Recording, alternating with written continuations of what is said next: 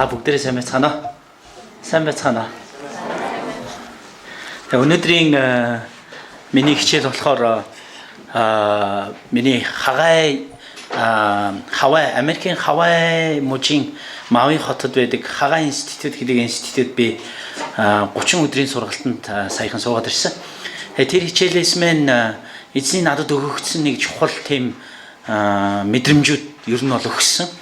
Ер нь маш хэрэгтэй юм байна гэдэг нэг тийм хэд хэдэн цуврал хичээлүүдийг надад эзэн сануулсан байгаа. Тэгээ тэрнээс хойш би ирээд өөрийнхөө чуулган дээрээ болон бусад чуулганууд өөрөх тохиолдолд ерөнхийдөө энэ хичээлээс хийж байгаа. Тэгсэн манай заяагч мэн сонсоод тэгээд ер нь чи цувралны 3 хичээл хийгээд байгаа юм байна гэсэн. Тэгээд тэр цуврал 3 хичээлээ хийж өгөөч гэд танай чуулган дээр ерөнхийдөө 3 удаа ирэх бах. Тэгэхээр энэ хичээлийн маань нэр нь болохоор Христч удирдагчийн сүнслэг дэг гэдэг хичээл ба сүнслэг дэг сахилга гэж. Тэгэхээр Христч удирдагчийн гэхээр та нар би Христч удирдагч биш ээ гэж бодож магадгүй.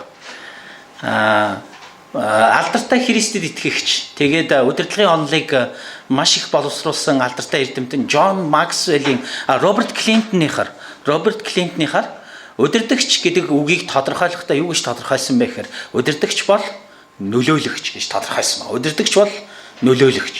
Удирдлага бол нөлөөлөл гэж тодорхойлсон. Тэгэхээр хэдүүлээ энэ үгийг саний те. Удирдагч бол нөлөөлөгч гэж. Нөлөөлөгч гэж.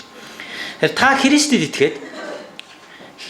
итгээд Христийг зүрх сэтгэлдээ оруулан хүлээж авсны дараахан эзэн Есүсээс бидний амьдрал нэг тушаал ирдэг.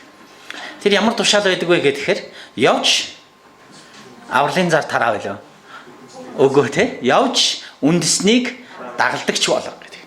Тэгэхээр Есүс явж авралын зар тараа гэж хэлээг байна нэ. Явж дагалдагч болго гэж хэлсэн. Тэгэхээр явж дагалдагч болго гэдэг маань юу гэсэн үг вэ гэхээр эргэн тойронд байгаа хүмүүсийг Христийн дагалдагч болоход нь нөлөө үзүүлэх тухай яригд. Эргэн тойрны хүмүүсийг Христийн дагалдагч болох. Тэгэхээр та эргэн тойронд байгаа хүмүүсийг Христийн дагалдагч болоход нь нөлөө үзүүлж байна уу? Бетан тасан чуулганыхан дуурдах юм уу те ер нь. Нөлөө үзүүлж байна уу та? Амен. Хажуудлага хүн рүү хандаад бүгдээр хэлээ. Та нөлөөлөгч юу гэж.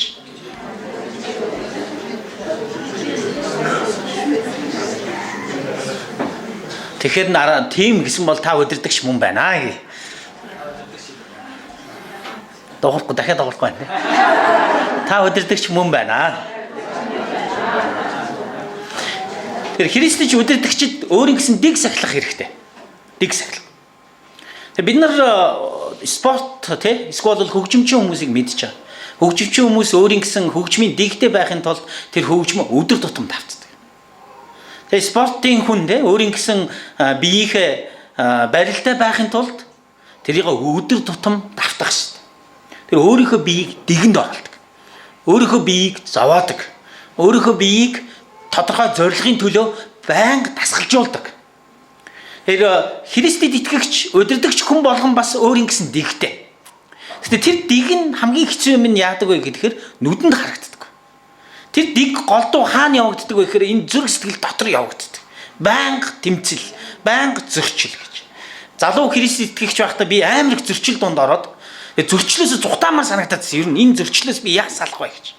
Би энэ зөрчлөөс яаж холдох вэ гэж бодоодсэн нэг өдөр. Тэгэл тэр чуулганд ирээл цуглаанд явахаараа байнга зөрчилтэй. Тэгээ нэг өдөр нэг мундаг Христч удирдагч асуусан ба. Энэ зөрчлийг би яах вэ гэсэн. Тэгсэн чинь манай хүн надад юу гэж хэлсэн гэхээр айгүй тайвширмаар үгийг хэлсэн ба. Чи зөрчилтэй байна гэсэн. Тийм гэсэн. Тэгвэл чи Христийн дагалдагч мөн байна гэж. Өөрөөр хэлбэл байнга зөрчилтэй амьдралаар амьдарч байгаа. Голдуу бидний хуучин итгэл үнэмшлээс шалтгаалаад бид нар байнга зовлон, зөрчил, бэрхшээлээс бид нар зүхтаж амьдардаг. Яг л бид нарыг будын шашин ер нь тэгээс сургацсан те. Та нар зовлонгоос зүхтаж амьдар гэж. Хүслээсээ зүхтаж амьдар гэж. Тэгээ альва юмнаас зайлсхийж зүхтах сэдлийг бид нар суулгацсан. Гэвтэл Христ итгэл бид нарыг юу гэж Есүс биднэрт юу гэж сургасан бэхээр зовлон дундуур гарахад хүчийг өгөө. Ариун сүнсний хүчээр дүүргэе. Мэрэгүү ухааныг өгье. Тэгээ зовлон Христийн зовлонгоос хуваалц гэж Есүс хэлсэн. Альва зовлон дундуур гарах ёстой гэж биднийг сургасан. Тэгэхээр тэр зовлон нь юу вэ гэхээр бидний дотор байгаа гэсэндээ ариун сүнсний хүчинд уулууртай байх гэсэн зовлон байна.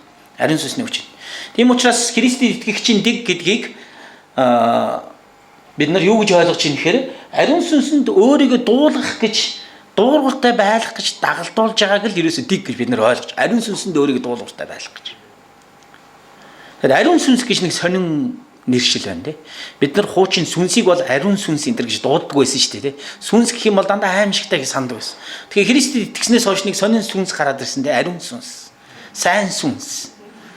Тэгээд тэр сайн сүнс нь шилэн биедээ энэ тэнүүгээр яваад хүмүүс туслаад байдаг сүнс биш. Тэр сайн сүнс нь яадаг вэ гэхээр бидний дотор байгаад байдаг. Тэгээд бидний дотор тийм хоёр хүн байгаад байдаг болсон. Нэг нь ариун сүнс, нэг нь миний өөрийн хүсэл, миний махан биеийн натурал миний гаргадаг зуршил. Энийг яахаар жишээ болгож харахаар амар амархан. Өдрийнхөө эцэст тэгээ ирчүүд ялангуяа гэртээ ороод тэг юунд дуулууртай байдаг лээ. Өөрийнхөө махан бие дуулууртай ханддаг шүү дээ. Шалуухан удирдлага аваад диван дээр суухыг боддог. Тэг яагаад гэхээр миний махан бие ядарсан гэж. Тэнгүү тэндээс дотроос тэг хэрвээ бурханлаг Христэд итгэж бол ариун сүнс юм ярьж эхлэн тэ чи их нартайгаа юм ярих хэвээр тэ эсвэл бол чи ажилтан туслах хэвээр чи ямар нэг юм хийх хэвээр чи хүүхдүүдийнхээ гэрийн даалгавар туслах хэвээр тэмцэл өрнөж эхэлнэ. Тэр дотор нэг юм хоёр дуу хоолой яриад байна. Бид нар тэрийг голдуу хошин шогийн зургаар юу гэж дүрсэлдэг вэ гэхээр баруун гар талд тэнгэр хэлт суугаад зүүн гар талд муурын сүнс суугаа тэ. Тэгээд намайг ийш тийш нь татаад байдаг гэж боддог. Гэтэл яг үнэндээ гурван юм байхгүй. Тэнд хоёрхан юм байна. Нэг нь би дандаа натуралаараа муурын сүнсний үгэнд ордог. Харин би ариун сүнсний үгийг даах гэж бүх амьдралаараа оролдохыг бүх амьдралаараа оролдож байгаа явцыг Христэд итгэгчийн сүнслэг дэг гэж үзэж байгаа. Тэгээд зогсохгүй энэ асуудал зогсохгүй ерөөсөө. Өнөөдөр маргааш за нэг өдөр би бодож олоо. За би өнөөдөр л ирсэн ариун сүнсний үгэнд дуулууртай байя гэж болчдөг юм биш. Энэ бидний Христэд итгэгч бүх амьдралын турш байна. Бүх амьдралын турш. Бүхэлдээ амьдралын турш байдаг үйл явц. Энийг Илч Паул юу гэж хэлсэн бэ гэхээр өөрийнхөө нэг үгэн дээр хэрэг би иш үзүүлдэг мөн бүх нууцыг болон бүх мэдлэгийг мэддэг байгаад уулыг нүүлгэх бүрэн итгэлтэй байлаач надад хайр үгүй болол юу ч биш гэсэн. Хайр үгүй бол юу ч биш гэсэн. Тэр энэ дээр гарч байгаа энэ хайр бол тийм хайр дурлалын нэг тийм сайхан мэдрэмжийн хайр ерөөсөө биш. Энэ хайрыг дараагийнхан дөнгөж хэсгүүдэд нь тайлбарлахаар юу гэж тайлбарлаж байгаа гэхээр зан чанарын тухай яригдчих.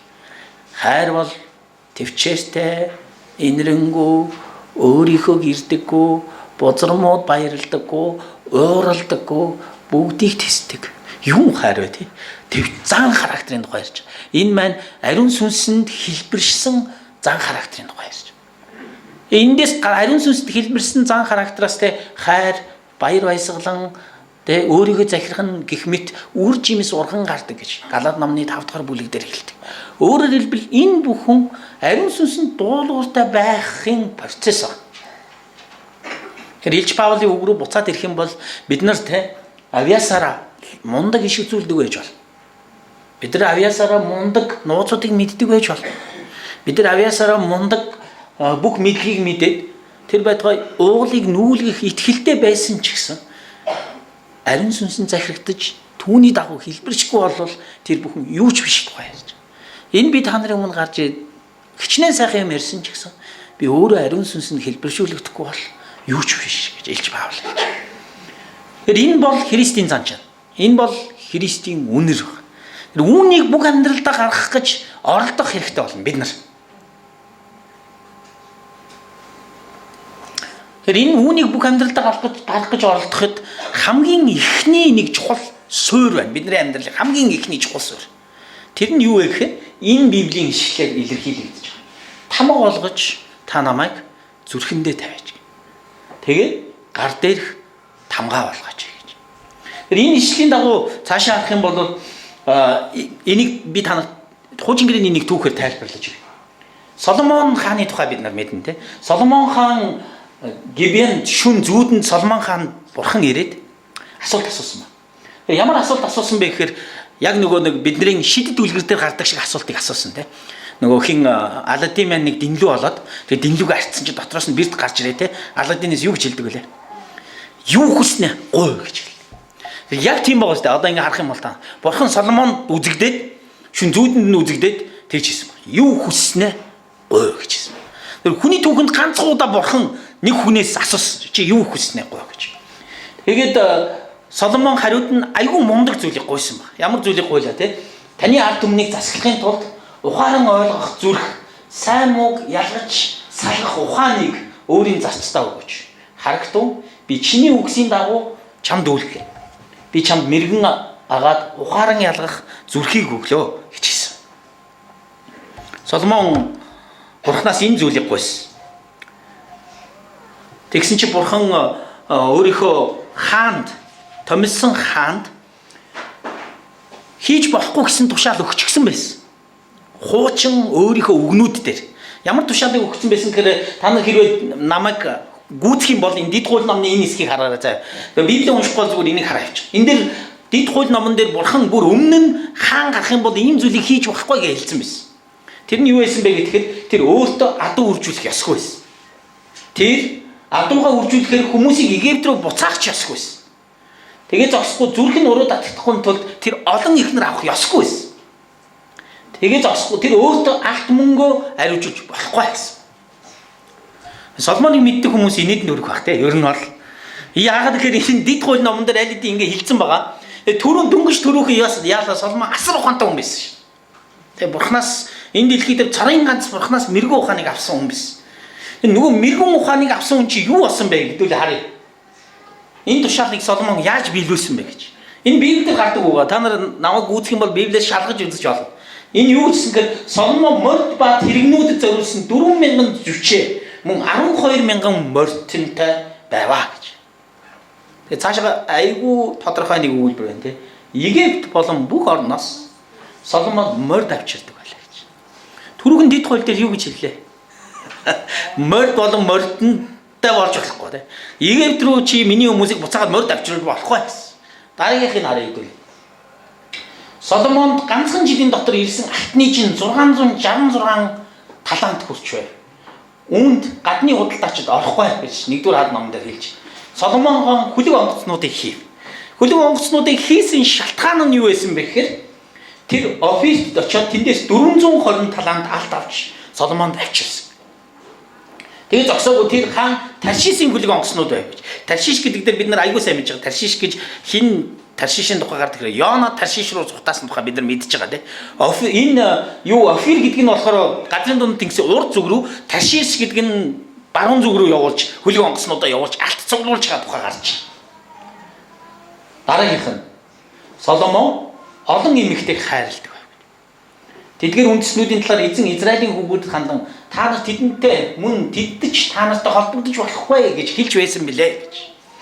Тэрээр 700 ихнэртэй бас 300 татвар эмтэй байсан бөгөөд ихнэрүүд нь түүний зүрх сэтгэлийг уруулжээ гэсэн. Тэгээ зогсохгүй цаашаа нөгөө ном маань өөрөө дүгнэлт хийсэн ба. Энэ номын бичигч. Юу гэж дүгнэлт хийсэн гэхээр тэр доо Соломон эзний мэлмийн өмнө ёрим үг үлдвэ гэж хэлсэн ба. Эзний мэлмийн өмнө ёрим үг үлдв. Тэгэхээр бид нарт асуулт гарч ирнэ. Ямар асуулт гарч ирэх вүлээ? Соломон мэрэгүү ухаантай байсан шүү дээ. Боловсралтай, мондог ухаантай, Бурханаас авч болох мэрэгүү ухааныг авсан. Тэгвэл юу вэ энэ одоо эцсийн үр дүнд? Ийм зүйлийг Бурханаас аваад шаардлага байсан юм уу Соломонд ер нь? Сайн мууг ялгах мэрэгүү ухаан муу юм ерөөсөө биш. Энэ гайхалтай зүйл байсан. Хэрвээ бид нар стандартаар харуул Соломоны хаанчлал Израилийн бүх хаанчлалын хамгийн өндөр түвшинд хүрсэн байна. Хамгийн өндөр түвшинд хүрсэн. Хүмүүсийн бидний материаллык те эмэгтэй юу гэдэг одоо ертөнцийг үзэх үнэлэмжээс харуул Соломоны хаанчлал оргил байсан. Гэхдээ Соломоны хаанчлалыг саяын бичигч шашрын дэд номны бичигч, хаад номны бичигч ганцхан үйлбэрээр дүгнсэн. Соломон эзний мэлмид ёрим үг үлдв гэж хэлсэн байна. Ёрим үг үлдв. Тэгээс буцаач нэг буцаагаад тэгэхээр Соломоны болоод бидний эхний хэрэгцээ би эндээс юу гэж хэлэх гээд байгаа юм гэхээр Соломоны болоод бидний эхний хэрэгцээ мэрэгүү ухаан биш. Соломон эхний хэрэгцээ ард түмнийг засаглах мэрэгүү ухаан гэж бодсон байна. Өөрийнх нь эхний амьдралынхын суур хэрэгцээ нь энэ ард түмнийг захирах мэрэгүү ухаан гэж бодсон. Мэрэгүү ухаан. Энэ л надад хэрэгтэй гэж бодоод ирсэн. Ерөнхийдөө бол бидний эхний хэрэгцээ юу вэ? Бидний үр хүүхдүүдэд яалах гэдэг вэ? Тийм мундаг улс төрч, мундаг хуульч, мундаг эмч, айгүй их толгойтой, боловсралтай, сайн хүн болгоё гэж бид нар боддог. Энэ магадгүй заримдаа бидний эхний хэрэгцээ байдаг. Гэхдээ бид нар энийг юунаас харж болох вэ гэж Соломоны амьдралаас харах юм бол энэ түүний хамгийн чухал зүйл биш байсан юм байна гэдгийг ойлгох биш байж. Тэгвэл юу Соломоны хувьд хамгийн чухал хэрэгцээ байсан? Бидний болоод Соломоны эхний хэрэгцээ Библийн энэ тушаал байна. Энэ тушаалыг Библийн эрдэмтэн, Библи судалсан пасторууд, мундаг хүмүүс бүгдээр юу гэж нэрлэдэг вэ гэхээр агуу тушаал гэж нэрлэдэг. Агуу тушаал гэж. Энэ агуу тушаал маань юу вэ? Чи бурхан эзнээ бүх зүрх, бүх сэтгэл, бүх оюун ухаанаараа хайрл гэж хэлж байна. Хайрл гэж. Хамгийн сүүлийн өгүүлбэрийн төгсгөлийг харахаар тушаал байгаа. Бид нар харуул. Хайрлаа гэсэн тушаал. Хэрвээ та нар хүнтэй үерхэж байгаа, эсвэл хүнтэй суусан, эсвэл олон жил ихнэртэйгээ хамт амьдэрсэн бол нэг зүйлийг та нар ойлгоно. Хайрыг тушааж болдоггүй. Ер нь бол. Тийм биз дээ. Одоо жишээлх юм бол Сайна пастор бид хоёр, Сайна пастрын хүү, манай охин хоёрыг нийлүүлээ би биенээ хайрлах гэж тушаачдаг бол хэвээр амар амархан байна тий. Тийм биз дээ. Тэгэх юм бол би бурханлаг пастрын гэр бүлээс гарч ирсэн хүү өөрийнхөө охинтой гэрлүүлээд ингээ ирээдүйн гэрэлтэй харагдаж штэ ерөнхийдөө.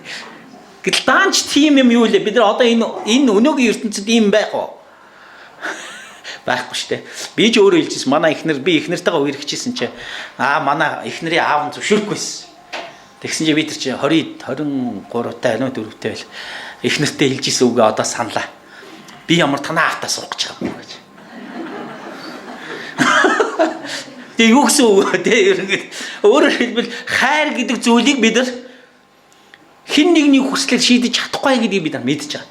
Гэтэл Библи бид нар сонирхолтой нь юу гэж тушаацсан гэхээр чи өөрийн бурхан эзнээ бүх зүрх, бүх сэтгэл, бүх оюун ухаан, бүх хүчээр хайрл гэсэн. Одоо яана?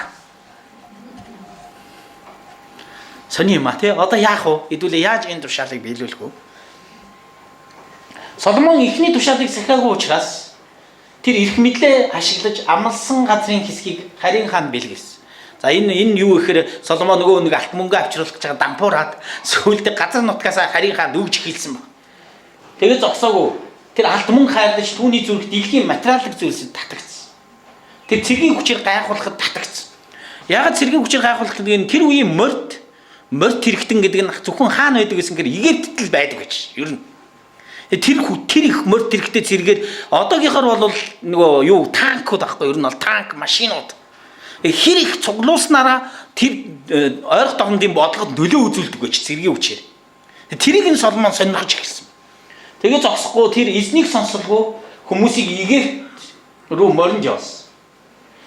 Тэр бэлгийн дур хүслээ сул тавьж эцэст нь эзнийг хүсдэггүй хиймэл шүтэн сатаны мөрөглийг үйлдсэн. Сонирхолтой. Таашаа. Соломон эзэнд мэрэгэн ухаан өгөөч гэж залбирах үед тэр юунд санаа зовж исэн гэж хэдүүлээ бодъё. Юунд санаа зовж исэн? Түүний санаа зовлт юу байлаа?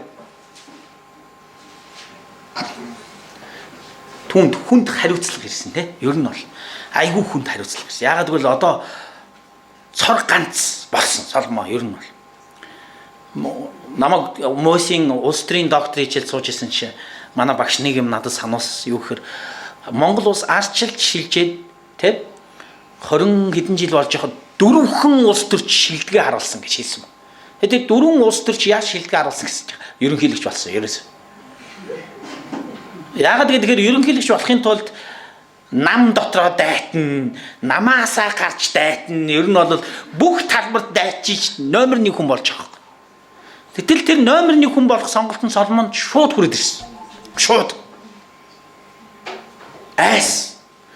Хариуцлага туулгасан. Тэг хүнд зүйлтэй тохиолдсон. Тэгээ Соломоны анхаарал хаан тавигдсан бэхээр бодож ирсэн нөө. За энэ ард түмнийг өстө мундаг ухаалаг захирая гэж бодсон байгаа Соломон. За эндээс эхлээл асуудал гарч эхэлж байгаа ер нь бол. Хааны хувьд хүмүүст юу хийх нь чухал байсан. Хүмүүст юу хийх нь чухал байсан. Энэ бүх удирдагч нар тохиолддог. Та нарт бүгдээрэнд чинь тохиолдно. Та нар баян ийм тэмцэл рүү орно. Би хүмүүст юу хийх вэ? Нөгөөх нь юу лээ? Нөгөөх нь юу лээ? Хүмүүсээс гадна бид нэр өнөөдөр сурах гэдэг юм байхгүй. Би Бурхны өмнө юу хийх вэ? Энэ хоёр зүйл.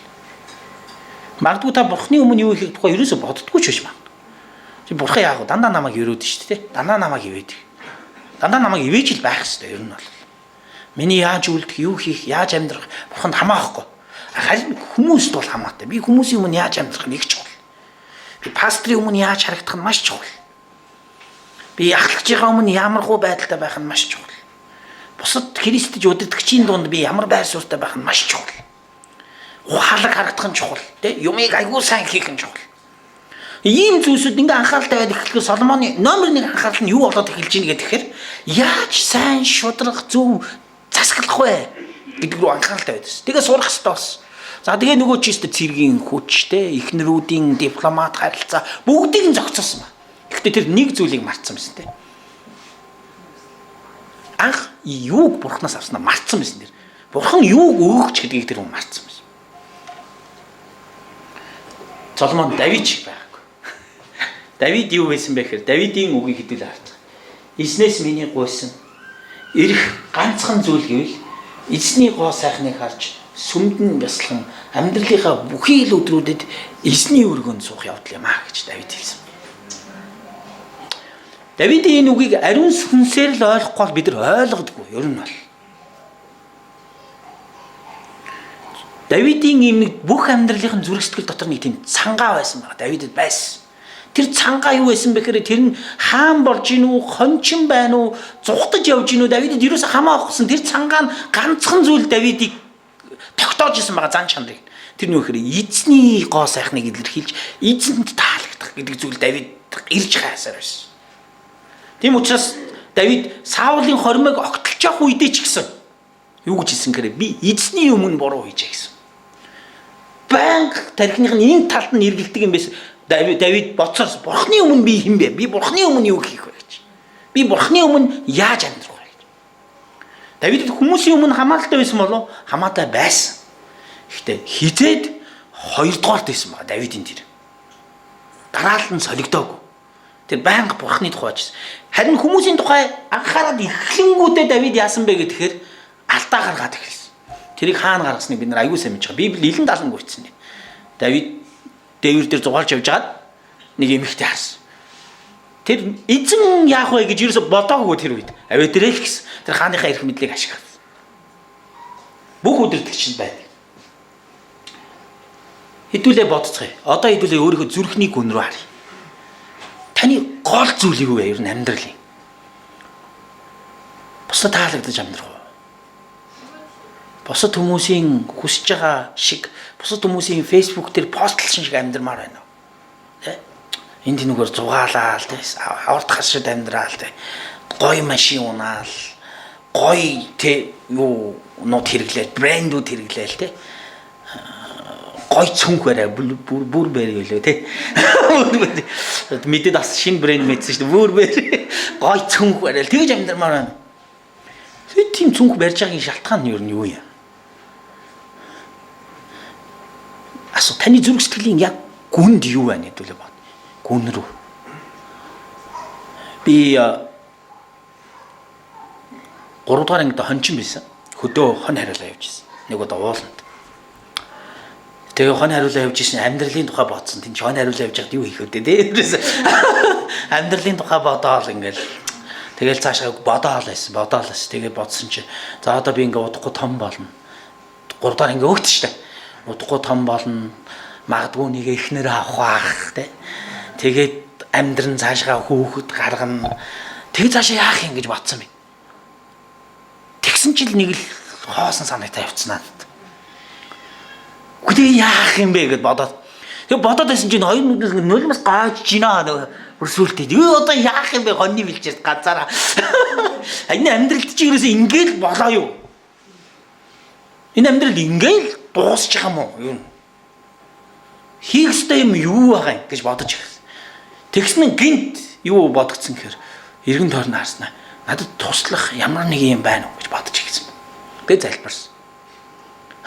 Хэрвээ надад туслах ямар нэг юм байд юм бол надад туслаач яг. Би тэр залбирлыг саяхан сансан. Тэрнийг хийж ирсэн. Тэр ямар нэгэн хүчин тусалсан байхгүй надаа. Миний амьдралд ороод ирсэн. Миний залбирсны дагав.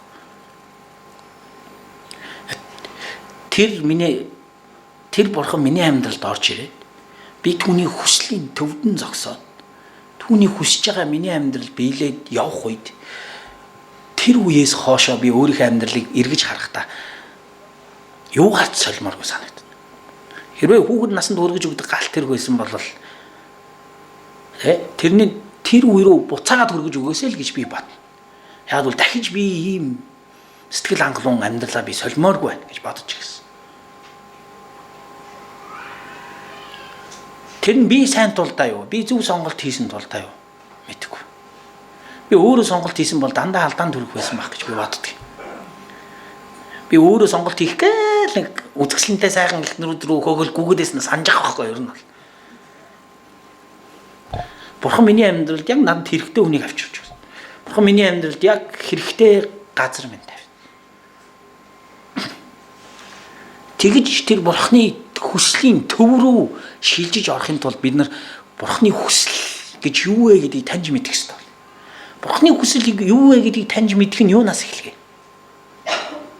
Би юу хүсдэг вэ? Би юунд анхаарал тавьдаг вэ гэдгээс эхлэхгүй. Энэ нь бурхан миний амьдралд юу хүсэж байна гэдгээс эхэлнэ. Цаашаа. Хэрвээ бид нар эзэнд үйлчлэх үйлчлэлээ баг зэрэг даялалтаа эхэлчихвэл бодлого бурхны дуудлагаас шал өөр газар очихсан байгаагаа бид нар мэднэ. Хэрв та зөв зорилго руу чиглэхгүй л бол бурхны оршихуй сэтгэл хангалуун байж өөрийн амьдралдаа тавьсан бурхны зорилгыг биелүүлж чадахгүй. Тэр зөв зорилго, зөв төлөвлөгөө, зөв дуудлага гэдэг юм бурхнаас ирдэг. Надаас ирдэг. Ер нь бол надаас ирдэг. Надаас дандаа буруу чиглэлтэй хөдөлгөөн гардаг. Ер нь бол надаас. Биднэрт буцаа жоохон буцаач. Биднэрт амжилт, янз бүрийн үйл ажиллагаа, өндөр гүйцэтгэл, өөрийгөө магтах гэсэн янз бүрийн тэмцэлүүд байгаа биднэрт. Хүнээр өөрийгөө магтуулах, өндөр гүйцэтгэлтэй байх, улам сайныг хийх, улам тэмүүлэх. Улам гэсэн тийм. Манай нэг найзын ярьсан яриа санаанд орж. Ингээ хэдүүлээ яриа сууж ирсэн. Шүн ингээд нөгөөт чинь Facebook л үзчихсэн юм шиг байгаа. Миний бодлоор Facebook үзчих. Тэгсэн чинь л амар чадвартай хичээл хийж байгаа хүүхд гаргаад шүн хийшээ. Хөөх юм 11 болж ирсэн. 12 нөгөөч Facebook үзсэн. Амар өндөр чадвартай хичээл айгуу сайн хийж байгаа хүүхд гараад уур нь урсан юм. Очоо хүүхдээ зодож босгоод хичээлийн нэгтгэх болсон. Байдаг л аав ээж тэр нь.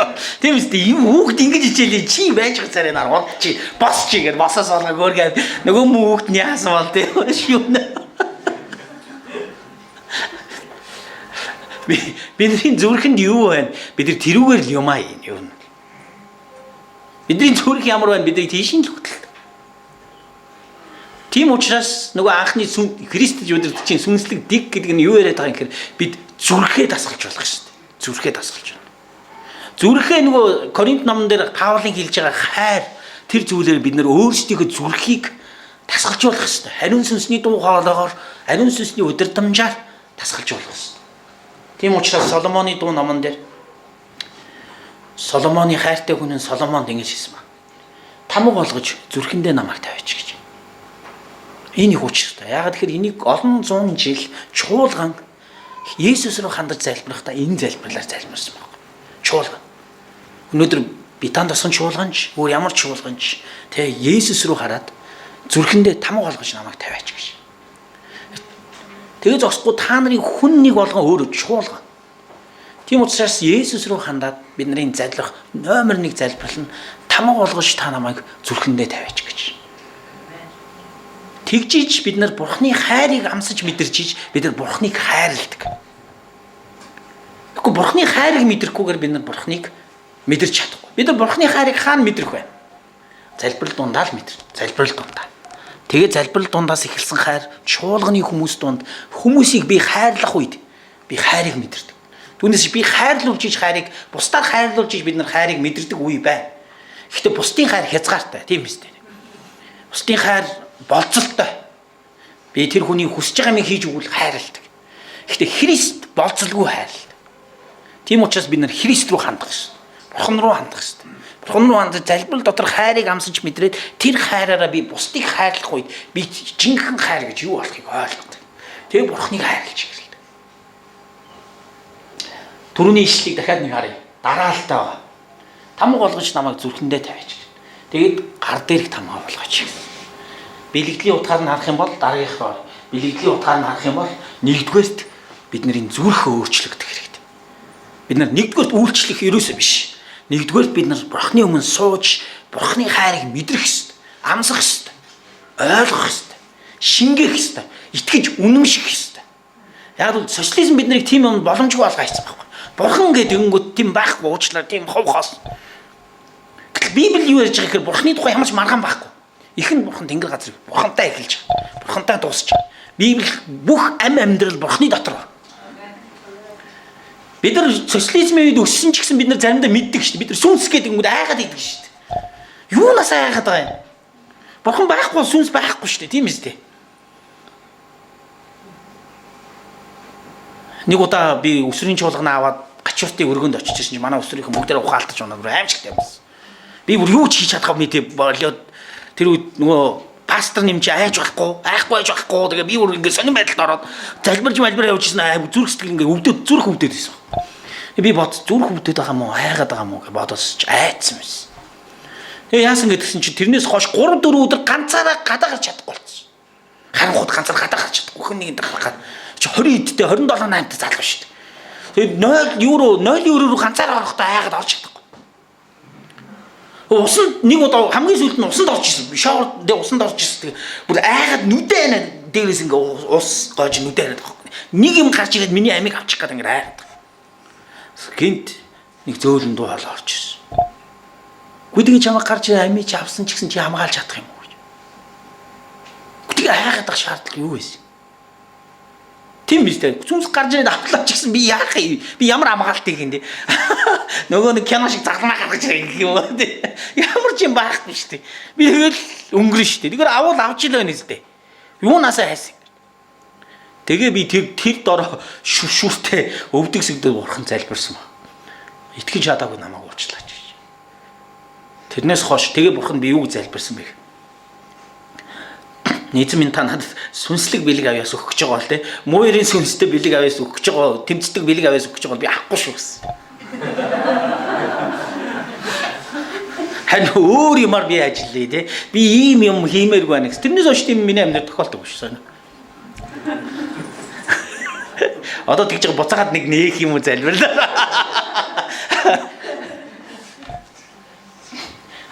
Хамгийн чухал нь юу гэсэн гэхээр би тэр үед үйлчлээд исэн байхгүй. Гэхдээ би өөртөө юм байгаагүй. Хоосонгүй гэдээсэн. Эснийг таньж мэдээгүй. Тийм тохиолдол зөндөө их байгаа бидний дунд. Бид нар айгүй үйлчилжгүй гэдэг. Гэхдээ бид нар өөрөө хоосон байхгүй. Бид нар хоосноос юу гарах гэсэн. Гэтэл эзэн наашир дүүргээд өгье гэж ааш. Эзэн над дээр би дүүргээд өгье гэж. Эснийг хайрлах жинхэнэ хайр нь Есүсийг хамгийн чухал гэж үздэг. Есүсийг хамгийн чухал. Амьдрал бах хамгийн чухал зүйл гэж үзнэ. Заримдаа би боддгийг юу Есүс гэхээр бид нарт нэг гадаад нэр сонсогдоод байгаа юм шиг те Есүс гэж. Джон Гиббинсийн алдаа. Хойлоо эсийг нь авчих юм бол айгүй гоё болчихно те Есүс гэж. Греклэр Есүс гэхээр нэрлэхийн ди ялгал дээр байгаа байхгүй. Харьяалахын ди ялгал руу орохдоо Есүс болж хөөрдөг. Ис байхгүй. Тэгээ цаашгаа Есүтэй Есүс гэж хувраа явдаг. Гэтэ яг бодит нэр нь Есүс байхгүй. Тэнгүү Монгол нэр багш Есүс тийм үстэй. Есүс ч үлээ бид нар тэгж дууддаг. Би зүгээр энэ дээр та нарын толгойд тоглоомыг их гэж байгаа байхгүй. Яагаад гэхээр бид нар Есүс гэж бодонгууд шар толгойтой шар устай царайлаг залуу бодоод байдаг байхгүй. Тийм үстэй киноны Есүс. Тэгээ тэр нэг сонин Есүстэй гол байгаа Европ Есүстэй би яаж харьцах. Гэтэл Тэр Есүсийг Библи шал өөрөөр ярьж байгаа. Киноны Есүс биш. Тэр Библиэл дээр байгаа Есүсийг тань. Тэр Библиэл дээр байгаа Есүс хүнийг ойлгодог. Самар эмэгтэй хүртэл чулуугаар шийдвэрлэх гэж байгаа эмэгтэй хүртэл би чамайг шийдэхгүй гэсэн. Ямар ч гэмтэй хүнийг ойрлуу нортож ирэхэд ойлгодог, хайрладаг, босгон байгуулдаг, тусалдаг, сонсдог. Тийм Есүс нөх ярьж байгаа. Одоо тэр Есүс аимшигтайгаар хуурцсан Есүс болж байгаа. Яг тэр илчлэлт номон дээр тэр Есүсийг Иохан хараад айсан.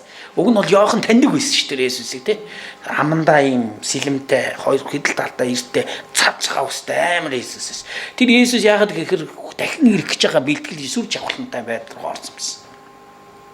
Тэгээ Библийн Есүсийг бид нар хамгийн чухал гэж таньж мэдэх хэрэгтэй. Зөвхөн киноны Есүс биш. Барууны соёлын Есүс биш. Эзний хайрлах жинхэнэ хайр нь бидний явах замд сонголт болдог. Энэ нь бидэнд юу гэж ярихд ч гэсэн сонголт болно. Есүсийг хайрлаж байгаа хайр. Найзуудаа хэрхэн сонгоход ч гэсэн нөлөө үзүүл. Урд нь бол би найзуудаа яа сонгодог байсан юм. Тийм биз дээ. Би өөрөөр сонгох шүү дээ. Чадвартай, гоё, онгой ярьдаг, гэхдээ инээдэг те намайг сонсдог тийм найзуудаа л би. Гэтэл бидний итгэл үнэмшил Есүсийг хайрлахаар найзуудаа сонгох ч гэсэн нөлөөлөх ёстой. Уг нь бол явах газрыг ч гэсэн сонгоно. Хийх ажлыг ч гэсэн сонгоно. Тэр байтугай гэртээ ороод үзэх сувгийг ч гэсэн сонгоно.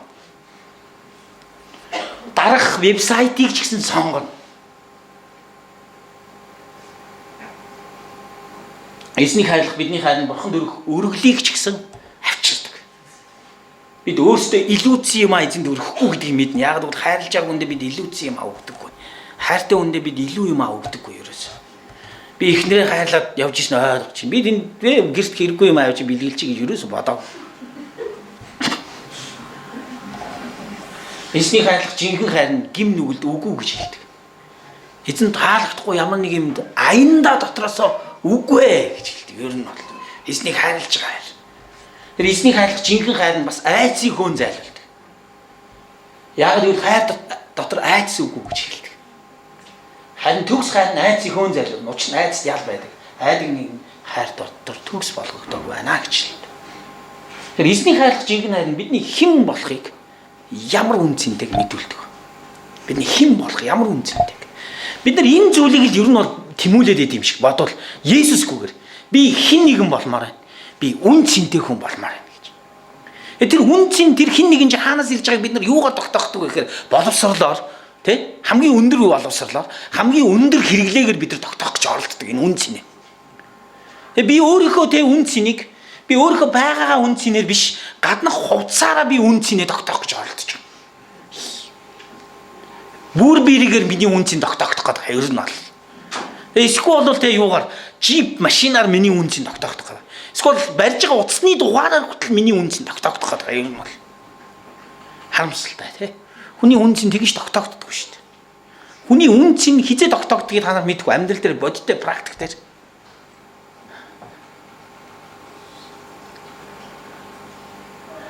Дүнгиж гэрлээд гэрснийхаа дараа ирчүүд ямар болдгийг та нар мэдхөө. Гэрснийхаа дараа ирчүүд. Ер нь та нар гэрлээд удааг байгаа ирчүүд байна энэ чуулган дээр. Дүнгиж удааг нэг 2-3 сар болцсон. Амар ялгаа харагдаг та нар сайн хараарай заа. Гэрлэхийн өмнө аягүй гоё залуу байдаг. Хуцмуцалаг өмснө. Амар үсмсэн ингээл гэлтэн. Гэрснийхаа дараа ийм болчихдог байхгүй. Яагаад тэр вэ?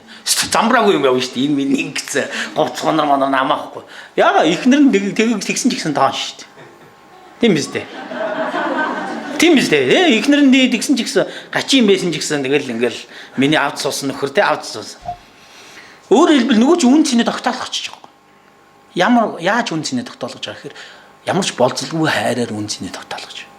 Тэр яаж ч хувцалсан, муухай, сайхан хувцалсан ч хайртай байхгүй гол. Тэнд чинь үн цэнэ харагдаад байгаа байхгүй. Өөрөөр хэлбэл болцолгүй хайрын дотор хүний үн цэнэ мэдэгдэг. Яагаад Христийн чуулганд хүмүүс залуучууд дуртай ирээд идэг шалтгааныг та нар ойлгож байна. Бидний байгаагаар нь хүлээж авдаг байхгүй.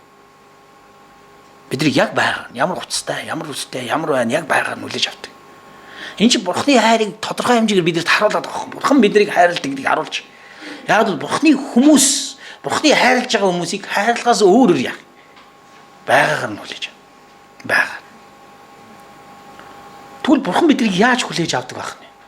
Хэрвээ Христэд итгэж биднийг ингэж хүлээж авч байгаа бол Бурхан биднийг яаж хүлээж авдаг байх? Бурхан биднийг миний зүрхэнд тамга гэж хэлдэг. Давидыг яагаад Бурхан тэгж хэлснийг та нар ойлгож байна уу? Миний нүдний цэцгийг гэж. Би өөрөө бага охиныг хардаг. Намайг яаж хайрлаж байгааг би бага охин хардаг байхгүй юу ер нь бол. Тэгэл хоёлаа нялуураад хөвтчихнэ ер нь бол. Тэнд би одоо цаг үрж ийна гэж бодохгүй шүү дээ. Тийм биз дээ. Охинтойгоо тэрвэрлдээл, хоёлаа биевийнхээ үнсээл, орон дээр хөргөөгөөл. Манай үнч тийх дуртай, би ч тийх дуртай. Тэнтэй цаг үрж ийн, царай муутай, янз бүр юм явагдахгүй шүү дээ. Тийм биз дээ. Тэнд яагаад зүгээр биевийнхээ хайрлаа учраас.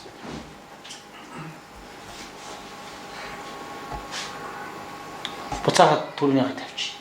Та доор хоёрын алийг нь сонгох вэ гэж. Бид нарт ийм л хоёр сонголт байгаа. Христэд итгэгч удирдагч нарт. Нэг нь Есүстэй уулзах жинхэнэ уулзалт. Нүүрээрээ түүнтэй очиж, түүний гоо сайхныг мэдэрч, түүний хөлийн өмнө сууж, түүнээс мэрэгэн ухаан, хүч чадлыг аяндаа урсан ирж байгаа түүний ивэлүүдийг авангаад түүнийг хайрлах яриад байгаа юм. А нөгөөх нь тэг алдартай болох. Би чуулганы энэ үйлчлэлээр дамжуулаад алдартай болчихмоор шүү дээ. Тэгээ би ингэ та нарын өмнө ярьж байгаа би алдартай биш үү илүү. Эсвэл бол юу гэдэг од болно. Од номлогч нар болох тий. Эсвэл бол өөр ямар нэг од болох дуудуулаад од болдог ч юм уу. Сүүлийн үед монголчууд тэр солироос бүгдээр автчихад байгаа шүү дээ. Ер нь дуулж чаддгүй ч гэсэн дуучин болох гал яваад байгаа тэр үгээр тий. Эсвэл саятан болох. Жоо хэцүү. Эсвэл бүх хүмүүст мэдэгдсэн номлогч болох хамгийн амархан арга зам биш тий. Ер нь бол хамгийн амархан байгаа даа шүү дээ. Энэ хоёр сонголтын нэг л бид нар сон.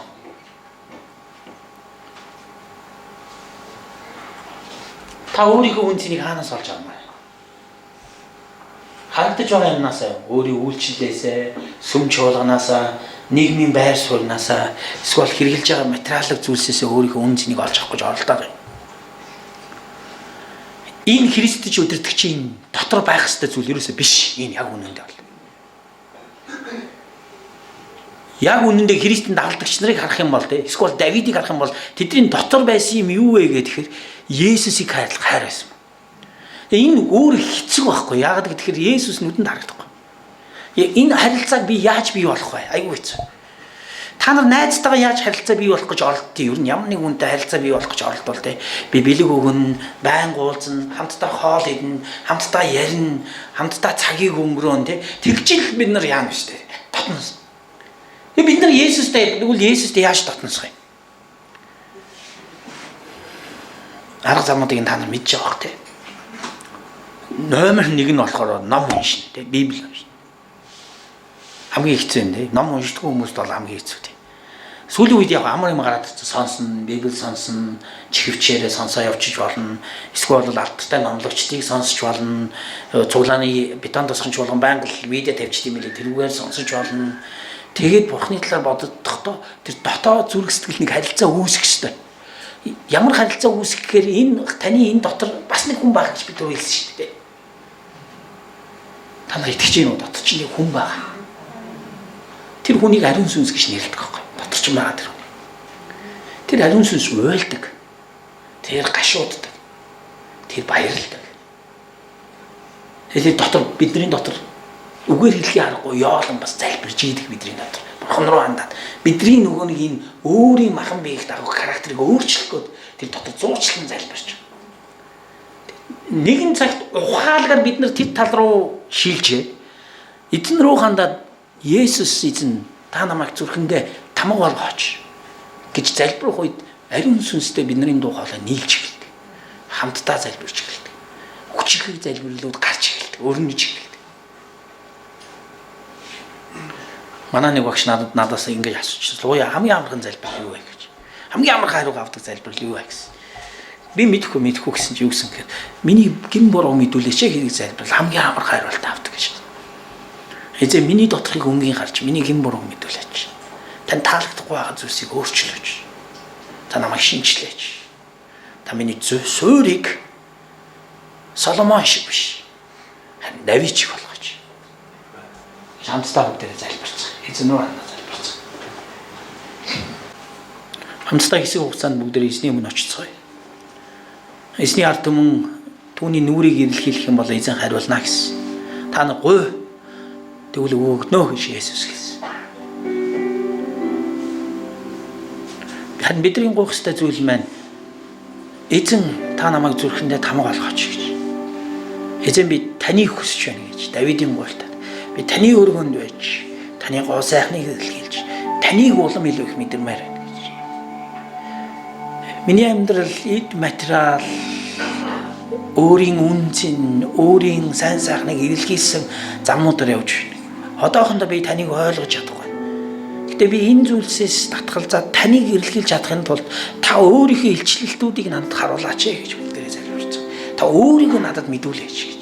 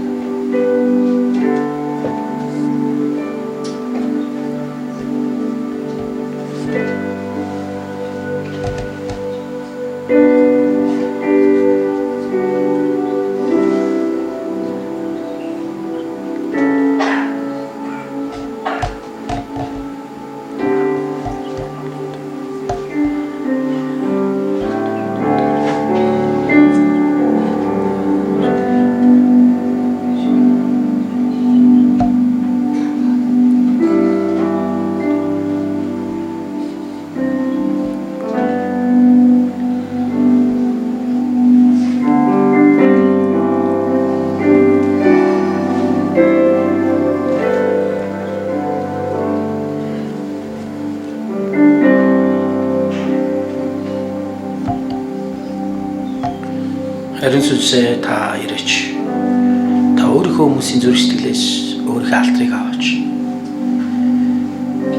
Өөрийн үгээр хэлхий аргагүй олон байгаж өөрчлөн шинжлэх гэж ард түмнээсээ та магтаал хүндэтгэлээ аваач. Та шинжлээч. Та ятгаач.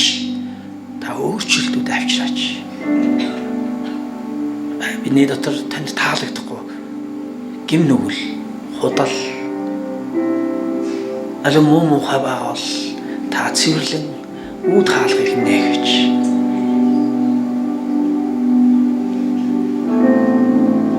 Эзэн минь бид ойлгохгүй байсан ч та өөрийнхөө хайрыг бидэнд мэдүүлээч. Та өөрийнхөө хайраар бидний хучаач. Бидний оюун ухаанаас ангид миний зүрх сэтгэлийг эзэмдэгч эзэн Есүст таны загалмайд бидний төлөө өөлийн цусыг урсгасан таны хүч шийдлийн өмнө бид ирж байна. Эзэн биднийг өөрчлөөч. Бинийг шинжилгээч. Бид таныг улам илүү их мэдхийг хүсэж байна. Бид танаар дамжуулан эд баялагтай болох гэж биш. Зөвхөн таныг мэдж, таныг зорилгоо болгохыг хүсэж байна. Эзэн бид танаар дамжуулан өөрийгөө алдаршуулах биш. Бид таныг алдаршуулж, таныг таньж мэдхэд та туслаач. Бид танаар дамжуулан сэтгэл хангалуун байдлыг мэдрэх биш. Таныг мэдэрч, та сэтгэл хангалуун байдал болохыг олж харахад та бидэнд туслаач.